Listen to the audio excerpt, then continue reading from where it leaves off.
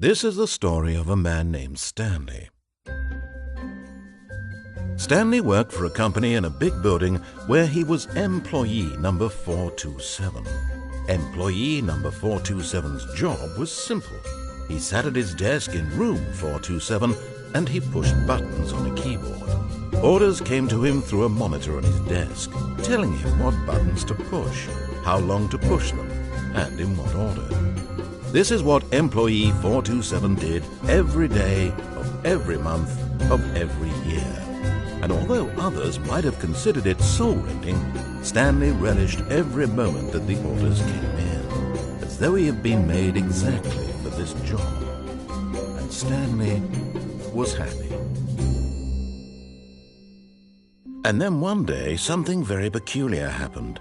Something that would forever change Stanley. Something he would never quite forget. He had been at his desk for nearly an hour when he realized that not one single order had arrived on the monitor for him to follow.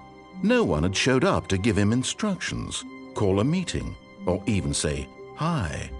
Never in all his years at the company had this happened, this complete isolation. Something was very clearly wrong. Shocked, frozen solid, Stanley found himself unable to move for the longest time. But as he came to his wits and regained his senses, he got up from his desk and stepped out of his office.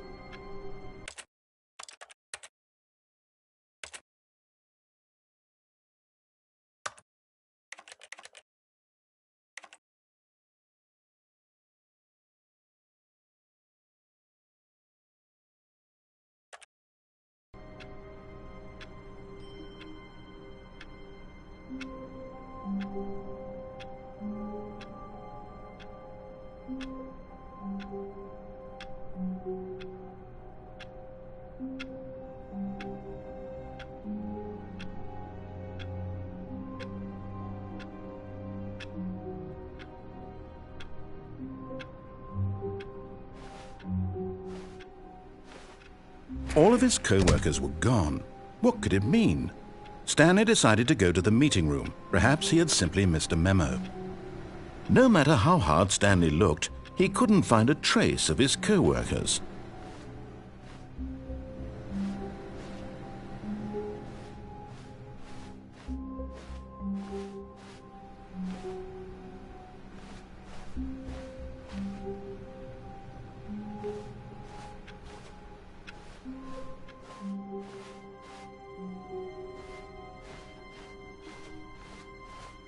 When Stanley came to a set of 2 open doors, he entered the door on his left.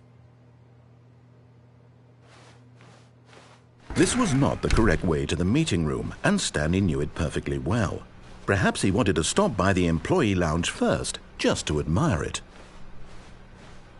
Ah, yes, truly a room worth admiring. It had really been worth the detour after all, just to spend a few moments here in this immaculate, beautifully constructed room. Stanley simply stood here, drinking it all in.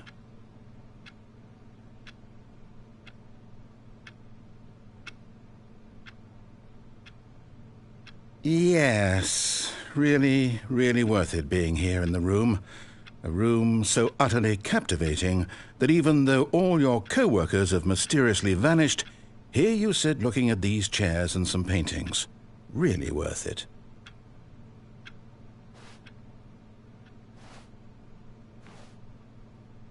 At this point, Stanley's obsession with this room bordered on creepy and reflected poorly on his overall personality.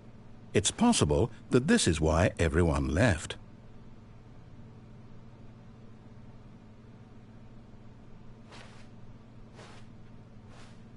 Stanley sat around waiting for more dialogue, but when a long time had passed and there was no more, he decided that the game was trying to send him a message.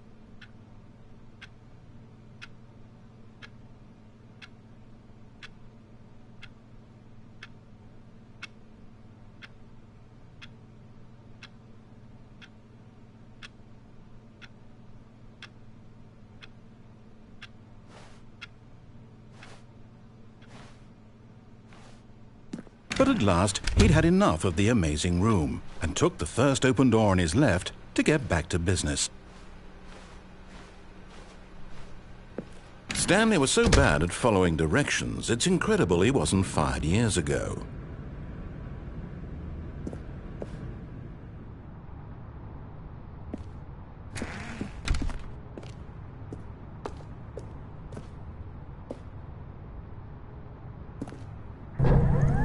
Look, Stanley, I think perhaps we've gotten off on the wrong foot here.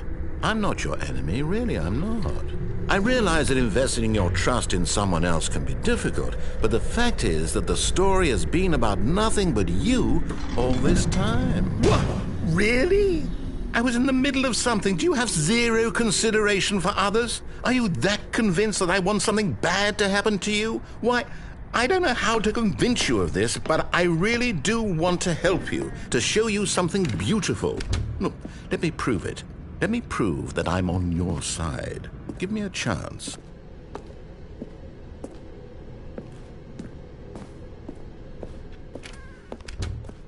Now listen carefully, this is important. Stanley walked through the red door.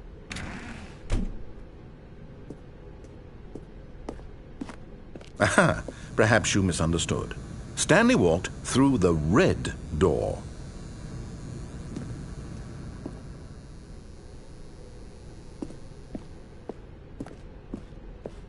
I still don't think we're communicating properly.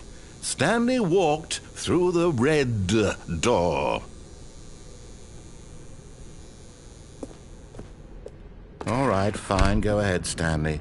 You want to know so badly what's out there? You want to find out what lies at the end of this road you've chosen? Well, don't let me stop you. You see? There's nothing here. I haven't even finished building this section of the map because you were never supposed to be here in the first place. Broken rooms, exposed developer textures. Is this what you had wanted? Was it worth ruining the entire story I had written out specifically for you? Do you not think I put a lot of time into that? Because I did. And in the end, it was all for nothing, because this is what you wanted to see. Help me here, Stanley. Help elucidate these strange and unknowable desires of yours. What would have made this game better? What did you want to see? Vehicles? Skill trees? Work with me. You've given me absolutely nothing so far. Tell you what, let me take a stab in the dark at a new design, and you can give me some feedback. There we go. A third option. This already feels leaps ahead of where we were before. Go ahead, Stanley. Take it for a spin.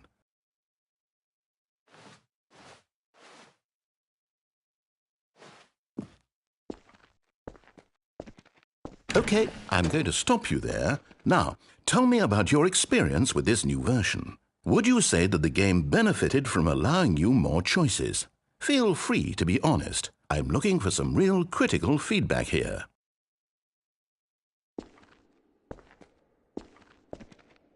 Oh, of course. A 3. Really. Maybe next time we can get you to form an actual opinion, you know? Any level of critical thinking or engagement with your surroundings. Does that sound good? Think we can do that? Yes? Wonderful. Here, based on the data from your previous playthrough, I've compiled a new version. And to be perfectly candid, I think I've knocked it out of the park with this one. Let's take a look.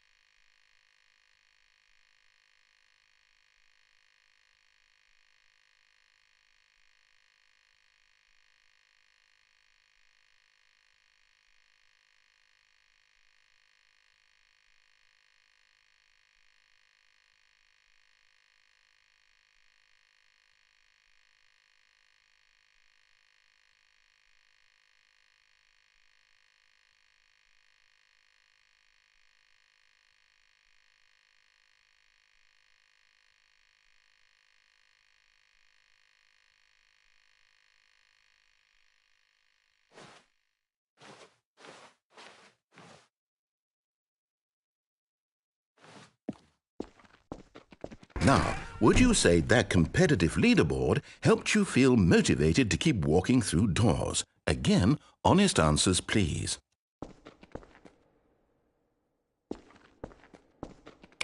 Hey, I nearly forgot. I've got a prototype of a new game I've been working on, and now would be a lovely opportunity to give it some play testing.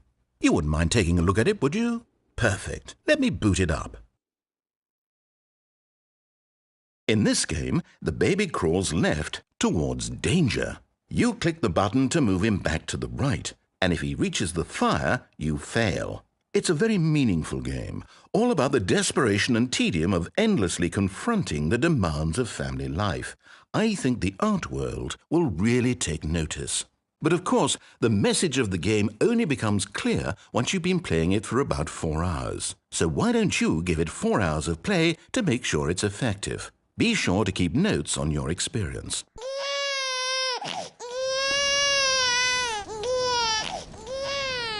You heartless bastard! Did you do it because you hate babies or purely to spite me? Because if it's the latter, well, I don't know what to do. I'm completely out of ideas. I can't think of a single thing that might improve the experience for me. I'm not even going to try. I'm out, I'm done. It's over. Thank you for playing. Your input was extremely valuable. Oh, hey, since my game was so awful, why don't we play someone else's game, just to ease the pain? Let's see. What do we have here? Yes, this seems like it'll work. Let's give it a shot.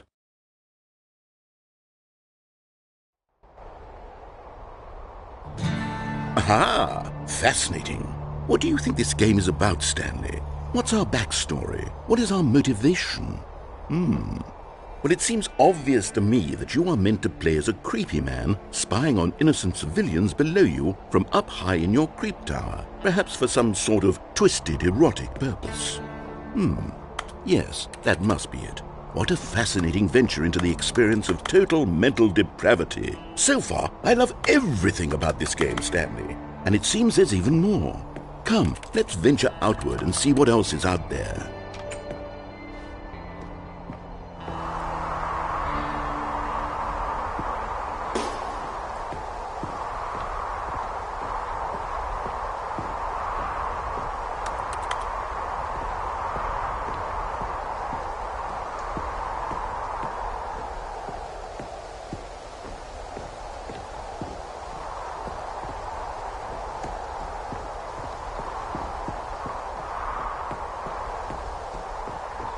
Oh, no. No, it can't be.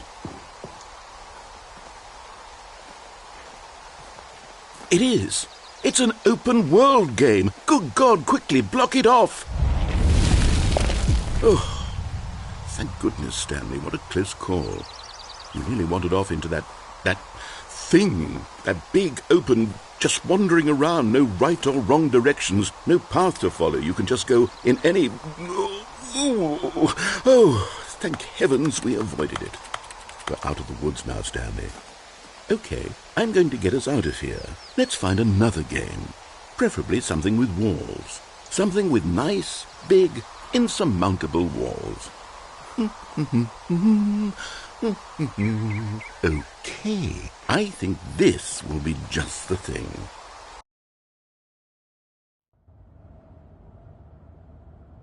Wonderful. See, this is exactly what I had in mind. Just a nice big box for you to run around in. There isn't any possibility that you could get lost here. Now this is game design. Stanley, if you manage to get lost in this game, I will be phenomenally impressed. Okay, so what exactly do we do here? Let's see. There are lots of cars here in the back, but obviously there's no racetrack. Okay, I'm seeing that there's a ball of some kind back here. Is this game sports ball? Stanley, I think it's sports ball. Oh, what fun. We shall run the bases and do a touchdown together? Yes, I think surely we must. Okay, Stanley, here's the ball. Have fun.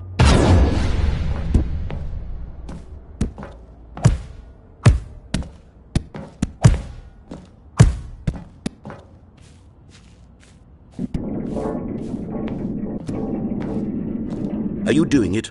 Are you winning? Is this fun? Is it better than my miserable little story that I worked so hard on? Stanley, I have a thought. And I realize I'm not a sportsologist, but if one ball generates a certain amount of raw adrenal pleasure, then surely multiple balls makes for an even more euphoric sports experience. I'm going to try it out. Here comes another ball. Yes! Oh goodness, that really does feel amazing, doesn't it? Stanley, I'm like a child in a confectionery shop. I simply have to have more. I'm insatiable. More balls!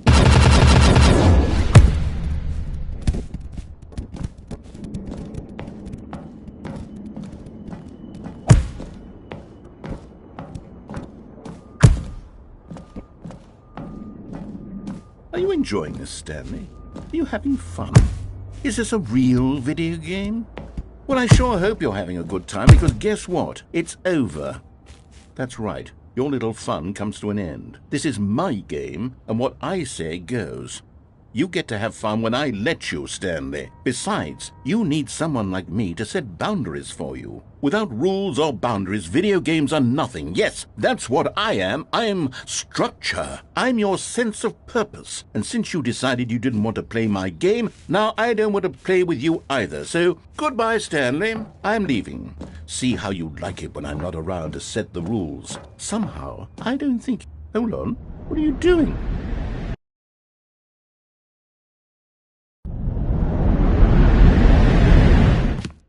Stanley, don't do that. I can't follow you there. I can't help you. How will you write a story without me? You can't do it. You know that. Stanley, come back. You still have so much...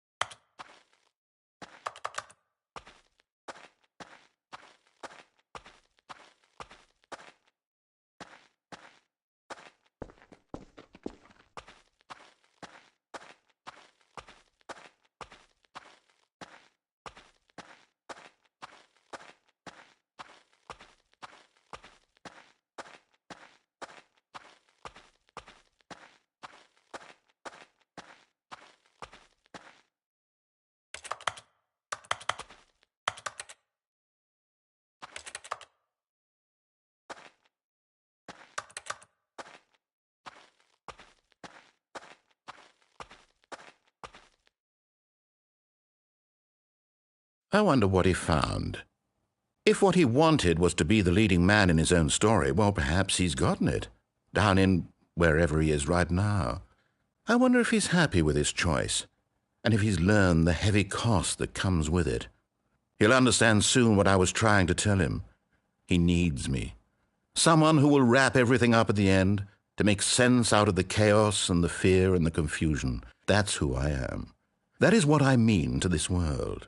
Oh, yes. Yes, I'll be back. There's no other way. Once this ends, after it all comes to a close, then I'll be back. The end will be here soon. Very soon. I can wait.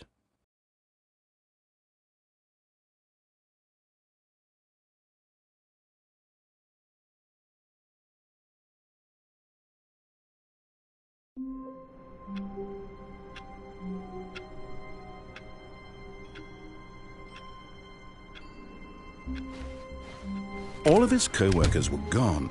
What could it mean? Stanley decided to go to the meeting room. Perhaps he had simply missed a memo.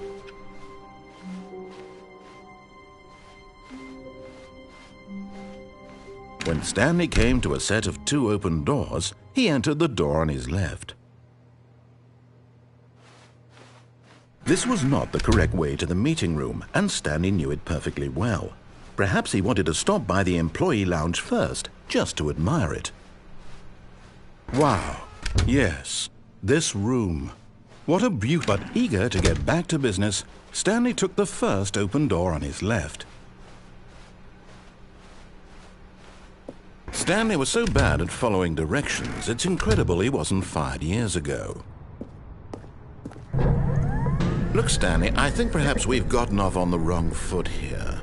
I'm not your enemy, really, I'm not. I realize that investing your trust in someone else can be difficult, but the fact is that the story has been about nothing but you all this time. There's someone you've been neglecting, Stanley. Someone you've forgotten about. Please, stop trying to make every decision by yourself. Now, I'm not asking for me, I'm asking for her. This is it, Stanley. Your chance to redeem yourself, to put your work aside, to let her back into your life.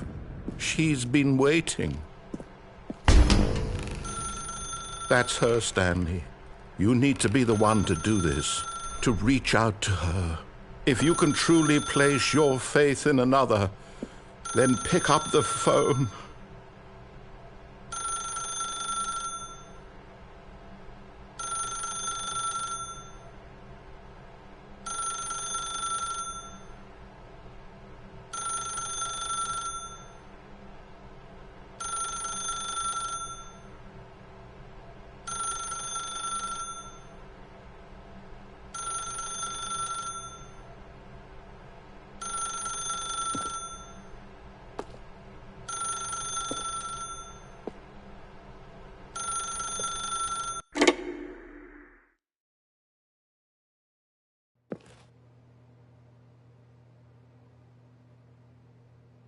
Oh, Stanley, is that you? Hold on, sweetie. Sorry to keep you waiting. I'm just pulling the bread out of the oven. All right. Okay, there we go. All right, now, I want you to come in and tell me all about your day. Gotcha! Oh, come on. Did you actually think you had a loving wife who'd want to commit their life to you? I'm trying to make a point here, Stanley. I'm trying to get you to see something. Come inside. Let me show you what's really going on here. Sorry, but you're in my story now.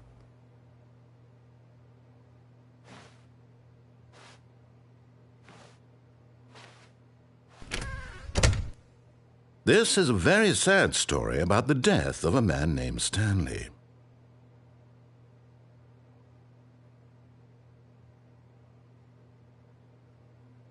Stanley is quite a boring fellow.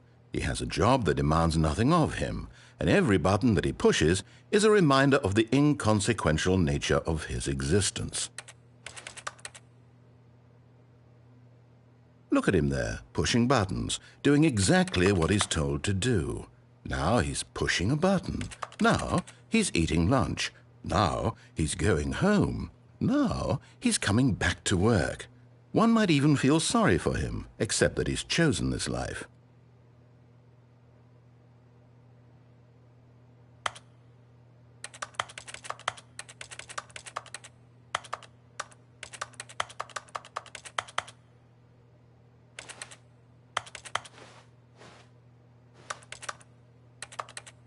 But in his mind, he can go on fantastic adventures. From behind his desk, Stanley dreamed of wild expeditions into the unknown, fantastic discoveries of new lands.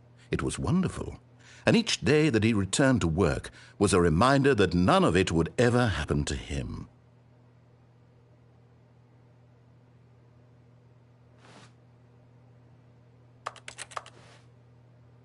And so he began to fantasize about his own job. First, he imagined that one day while at work, he stepped up from his desk to realize that all of his co-workers, his boss, everyone in the building had suddenly vanished off the face of the earth. The thought excited him terribly. So he went further. He imagined that he came to 2 open doors and that he could go through either. At last, choice. It barely even mattered what lay behind each door. The mere thought that his decisions would mean something was almost too wonderful to behold.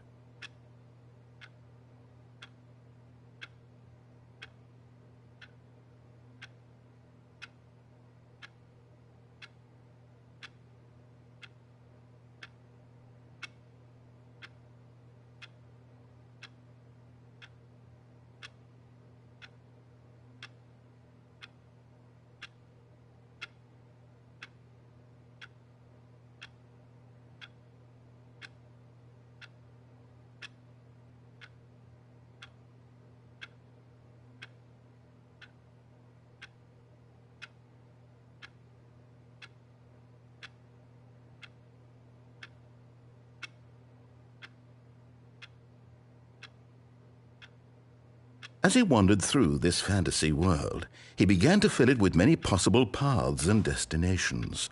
Down one path lay an enormous round room with monitors and mind controls.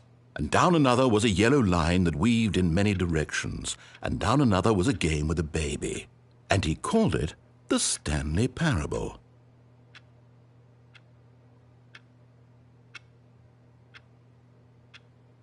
It was such a wonderful fantasy, and so in his head he relived it again, and then again, and again, over and over, wishing beyond hope that it would never end, that he might always feel this free. Surely there's an answer down some new path, mustn't there be? Perhaps if he played just one more time.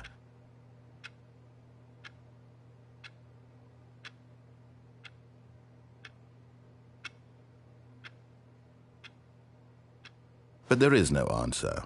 How could there possibly be? In reality, all he's doing is pushing the same buttons he always has. Nothing has changed. The longer he spends here, the more invested he gets, the more he forgets which life is the real one. And I'm trying to tell him this, that in this world he can never be anything but an observer, that as long as he remains here, he's slowly killing himself. But he won't listen to me. He won't stop. Here, watch this. Stanley, the next time the screen asks you to push a button, do not do it. You see? Can he just not hear me? How can I tell him in a way that he'll understand that every second he remains here, he's electing to kill himself? How can I get him to see what I see? How can I make him look at himself? I suppose I can't, not in the way I want him to. But I don't make the rules. I simply play to my intended purpose, the same as Stanley. We're not so different, I suppose. I'll try once more to convey all this to him. I'm compelled to. I must. Perhaps, well, maybe this time he'll see. Maybe this time. And I tried again, and Stanley pushed a button. And I tried again, and Stanley pushed a button. And I tried.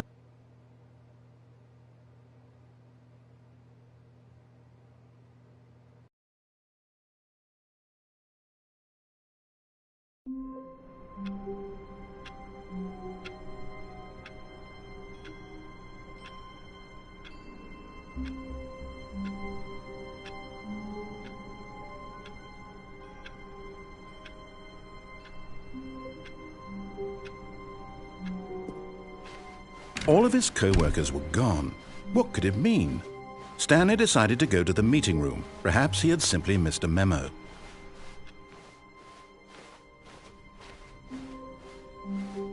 When Stanley came to a set of 2 open doors, he entered the door on his left.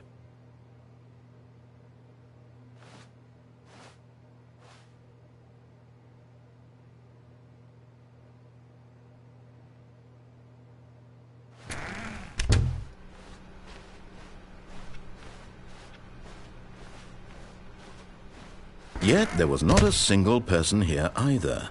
Feeling a wave of disbelief, Stanley decided to go up to his boss's office, hoping he might find an answer there.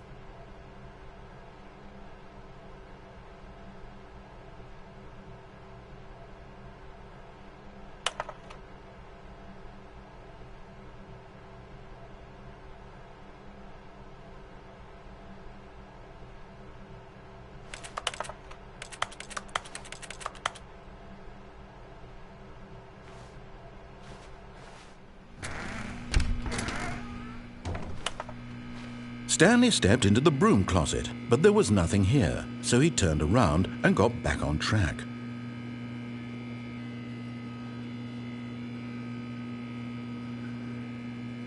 There was nothing here, no choice to make, no path to follow, just an empty broom closet.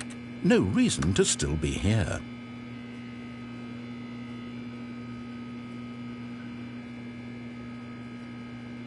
It was baffling that Stanley was still just sitting in the broom closet. He wasn't even doing anything. At least if there was something to interact with, he'd be justified in some way. As it is, he's literally just standing there doing sweet FA.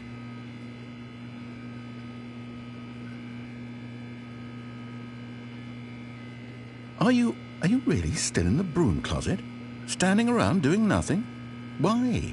Please offer me some explanation here. I'm genuinely confused.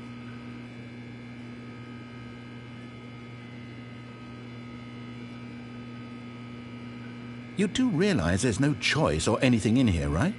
If I'd said Stanley walked past the broom closet, at least you would have had a reason for exploring it to find out. But it didn't even occur to me because literally this closet is of absolutely no significance to the story whatsoever. I never would have thought to mention it.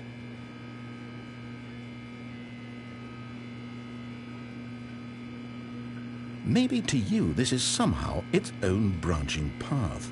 Maybe when you go talk about this with your friends, you'll say, "Oh, did you get the broom closet ending? The broom closet ending was my favorite." I hope your friends find this concerning.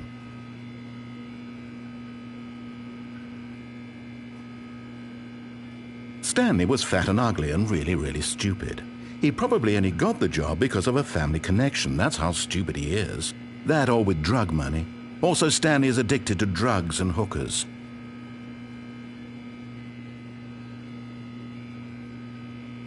Well, I've come to a very definite conclusion about what's going on right now. You're dead. You got to this broom closet, explored it a bit, and were just about to leave because there's nothing here, when a physical malady of some sort shut down your central nervous system and you collapsed in front of your screen. Well, in a situation like this, the responsible thing is to alert someone nearby so as to ensure that your body is taken care of before it begins to decompose. Hello? Anyone who happens to be nearby? The person at this computer is dead. They have fallen prey to any number of your countless human physiological vulnerabilities. It's indicative of the long-term sustainability of your species. Please remove their corpse from the area and instruct another human to take their place, making sure they understand basic first-person video game mechanics and filling them in on the history of narrative tropes in video gaming, so that the irony and insightful commentary of this game is not lost on them. All right, when you've done that, just step out into the hallway.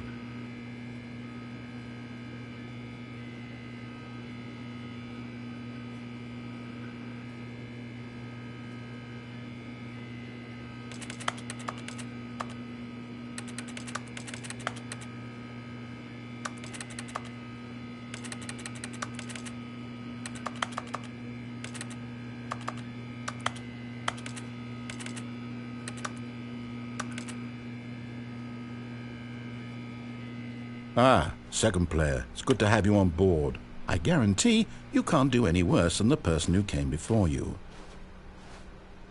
Coming to a staircase, Stanley walked upstairs to his boss's office.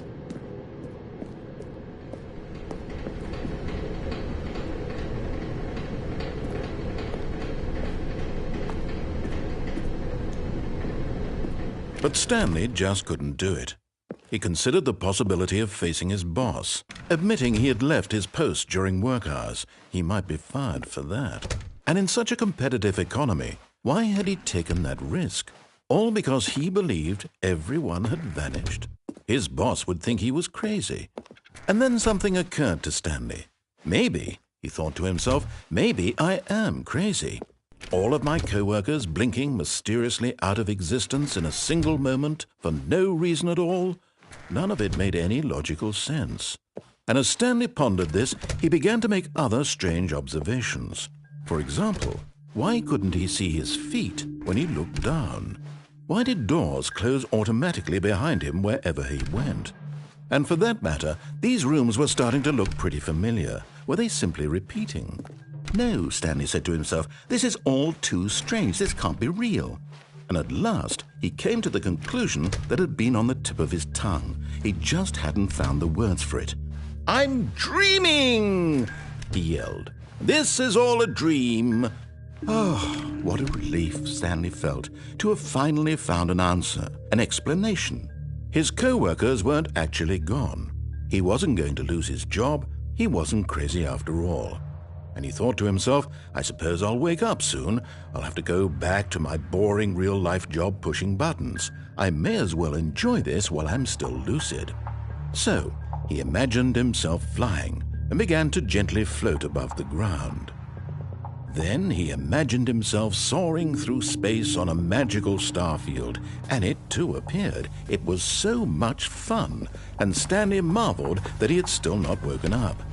How was he remaining so lucid? And then perhaps the strangest question of them all entered Stanley's head. One he was amazed he hadn't asked himself sooner. Why is there a voice in my head dictating everything that I'm doing and thinking? Now the voice was describing itself being considered by Stanley, who found it particularly strange. I'm dreaming about a voice describing me, thinking about how it's describing my thoughts, he thought. And while he thought it all very odd and wondered if this voice spoke to all people in their dreams, the truth was that, of course, this was not a dream. How could it be? Was Stanley simply deceiving himself, believing that if he's asleep, he doesn't have to take responsibility for himself? Stanley is as awake right now as he's ever been in his life. Now, hearing the voice speak these words was quite a shock to Stanley. After all, he knew for certain, beyond a doubt, that this was in fact a dream.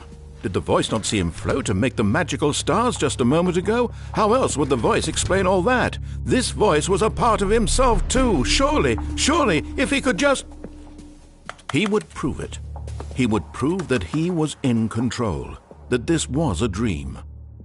So he closed his eyes gently, and he invited himself to wake up. He felt the cool weight of the blanket on his skin, the press of the mattress on his back, the fresh air of a world outside this one. Let me wake up, he thought to himself. I'm through with this dream. I wish it to be over. Let me go back to my job. Let me continue pushing the buttons. Please, it's all I want. I want my apartment and my wife and my job. All I want is my life exactly the way it's always been. My life is normal. I am normal. Everything will be fine. I am okay.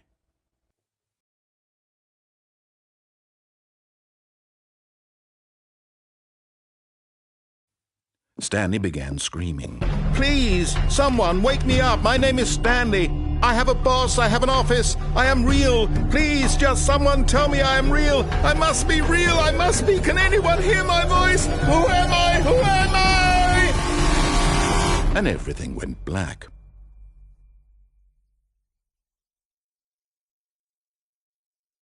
This is the story of a woman named Mariella. Mariella woke up on a day like any other. She arose, got dressed, gathered her belongings, and walked to her place of work. But on this particular day, her walk was interrupted by the body of a man who had stumbled through town talking and screaming to himself, and then collapsed dead on the sidewalk. And although she would soon turn to go call for an ambulance, for just a few brief moments she considered the strange man. He was obviously crazy. This much she knew. Everyone knows what crazy people look like. And in that moment, she thought to herself how lucky she was to be normal. I am sane. I am in control of my mind. I know what is real and what isn't. It was comforting to think this, and in a certain way, seeing this man made her feel better. But then she remembered the meeting she had scheduled for that day. The very important people whose impressions of her would affect her career, and by extension, the rest of her life. She had no time for this, so it was only a moment that she stood there, staring down at the body. And then she turned and ran.